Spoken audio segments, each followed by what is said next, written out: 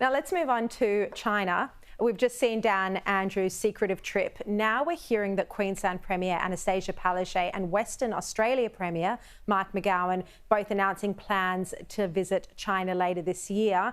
Even Anthony Albanese today told the press that he is hoping to secure a trip himself. Have a look. China is our major trading partner.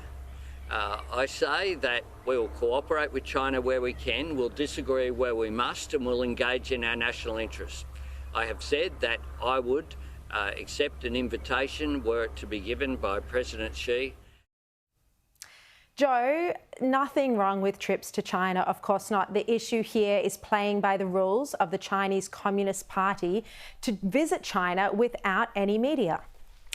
Yeah, that's exactly right. There's no problem at all with going to China. In fact, Mark McGowan was having a bit of sport with it, I think, because he announced his trip with, all to the press gallery, all to public, great deal of fanfare, said media are welcome, come one, come all.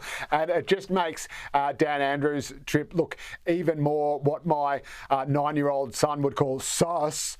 And I almost think that perhaps it's not sinister because it's so sort of comic book sinister and makes no sense whatsoever that I think it is actually just Dan Andrews with, I suppose, is sort of, I think he thinks he just doesn't need the media anymore and he doesn't particularly like the media, so why would he put up with them? That is all well and good, I suppose, when you're riding high, but pretty soon you find that you meet all these characters on the way down as well. So, but yeah, I mean, given that Dan Andrews said that the mission was to proclaim that, how important the partnership was, why on earth, if it's so important to make that public statement, to proclaim it, why would you make it so secretive? Even by his own logic, it makes no sense.